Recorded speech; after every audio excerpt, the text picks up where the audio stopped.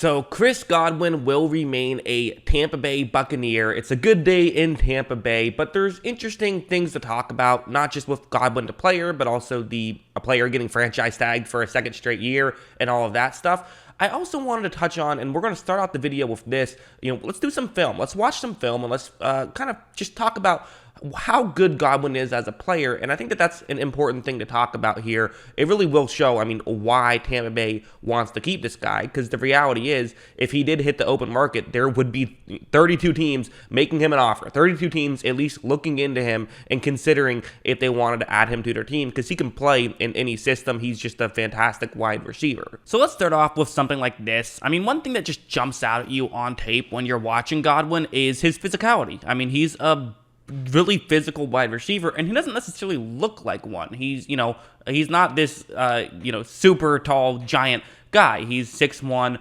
208 pounds, but he plays way bigger than that. And that's not small, but, it's not, you don't see that and immediately think, oh, super physical receiver. No, he can be, and this is a good example. You see the concept they're going up against, man coverage, and you see that it's a one-on-one matchup. You see Godwin's route on the screen, and watch how he's just going to plow right through this contact to give him the inside leverage that he wants. Now, it's, maybe outside leverage would be preferred, just given the concept you're going up against. There is a linebacker over the middle, so Brady's going to have to fit it over the linebacker and still hit Godwin, but Godwin is giving Brady a clear target to throw to, and that's what he can do, and that's what you want in a receiver, is to give you as big of a target as possible. This is also a great throw from Brady, so that also factored in, of course, but still, just a really good play from Godwin, and that's what he can do for you, is he can just get open relatively consistently, and he's a good possession receiver on top of being someone who can do a lot of things. He had 98 receptions last year, and he was, missing time as well, so really makes you wonder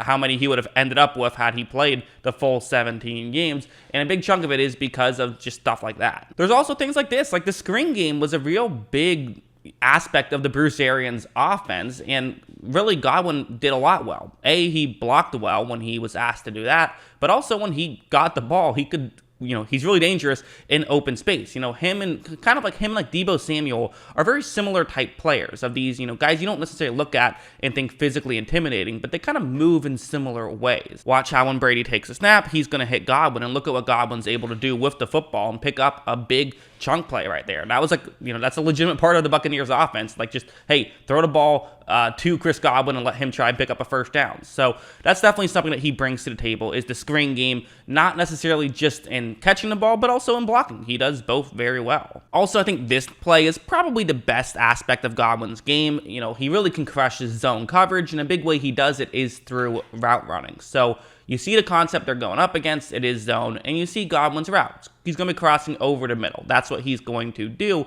However, of course, if you just show that and do it immediately, well, then the Chicago Bears defenders can adjust and they can, follow. But look at how when Godwin starts running right here, you're going to see that he doesn't give anything away. He could be running an out route. He could be running a go. He could be crossing over the middle. So for the safety who is deep right there that I've circled in black, he doesn't know what to do, which is why he's staying so far deep. Had Godwin already kind of committed to running over the middle, he maybe would get a head start there, and there would be, a smaller window for Brady to try and hit. So right when Godwin gets open, it takes the Bears a little bit to realize, oh my God, he's open. Godwin nearly got into the end zone right there. Just a great play, though, by him. Really well ran route. That's what he can do, and it makes playing zone coverage very difficult against a Chris Godwin team because of those aspects. This play's another example of just kind of a fun play. Godwin had a very big impact game in that first Saints game, and this is one of the ways he can do it, is it's man coverage. You can see his route, just a quick route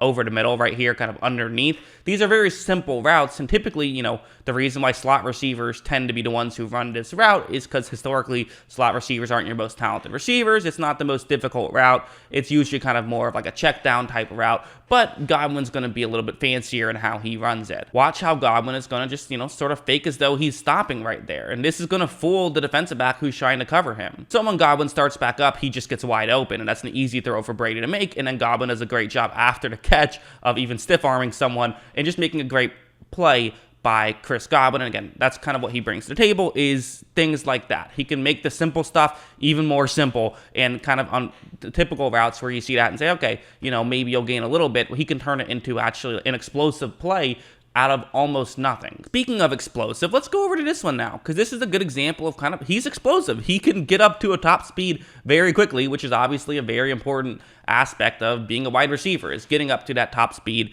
and not just being fast and having a quick 40 time. I mean, Godwin's 40 time was good, 4.42. You'll take that any day of the week. But it wasn't just about that necessarily. It's also more about just being able to get up to a top speed quickly. And that's what you're going to see him do here against Bradley Roby. Now, worth mentioning, Roby does know he has safety help over the top, so that's going to be an aspect. But as you see, look at how Roby tries to create contact and kind of misses a little bit, and Godwin just blows right by him. So that just, again, that explosiveness. Now, if you're a corner, like there's a window where Brady can make this throw, you can't really turn back and see the ball, and Godwin can. So this is just that first couple of steps. Oftentimes we talk about in football, the first 1 or 2 steps, that's what matters. That's where really these plays can be won or lost at the wide receiver position, is having that good first couple of steps, and Godwin certainly has that. As you see, he makes the catch and does a good job of keeping himself in bounds and all of that stuff. So he really is that just pure wide receiver who can do anything. He can play the slot, he can play on the outside, he can beat you in zone, he can beat you in man.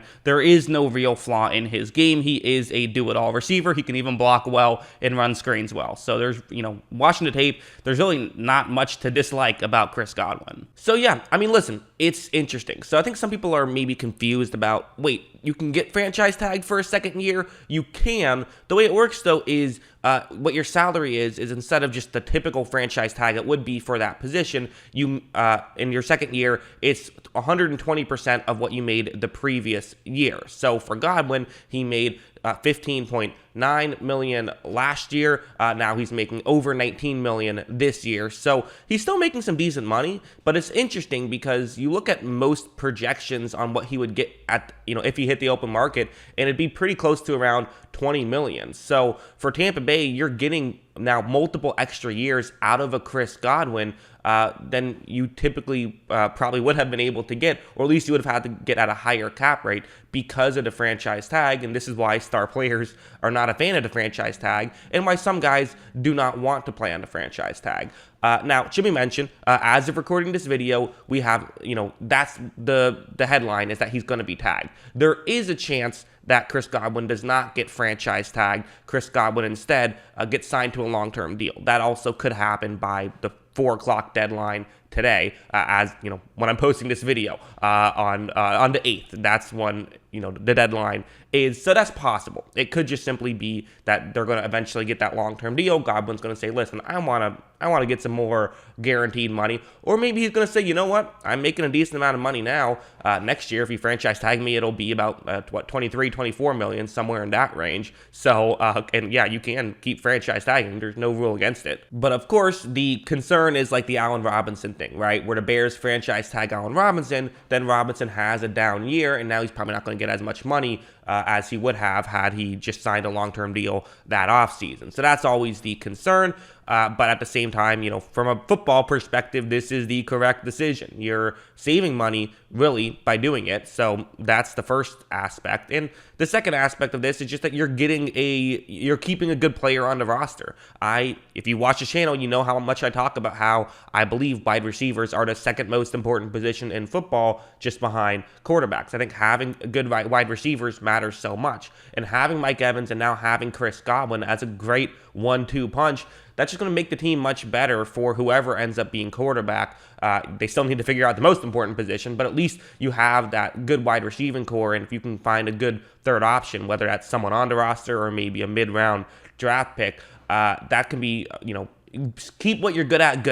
Whatever you excel at the most, continue to excel at that, and to have a Cameron Brate who can be a good third option as well. So there's a lot of talent on this team, and making sure that you keep some of these important positions, that's a big aspect in not just sucking next year. So keeping Godwin helps the football team, and maybe not as exciting for, I know some other fans might have been hoping that he would end up on their team, but I'm personally, as a Buccaneers fan, very happy that he's staying in Tampa Bay. There's, some other implications. For example, we can't tag Carlton Davis at this point. Carlton Davis will be a free agent unless they get a long-term deal signed before the 14th, which is the legal tampering period. That's on this Monday. So that's an interesting, implication here as well. But still, I think that to me, Godwin was number one on the priority list of guys I wanted to keep. That's how I feel about it, and hopefully we can keep some other guys. That's what I think. What do you guys think? Let me know in the comments below. Always love hearing from you, and of course, as always, thanks for watching.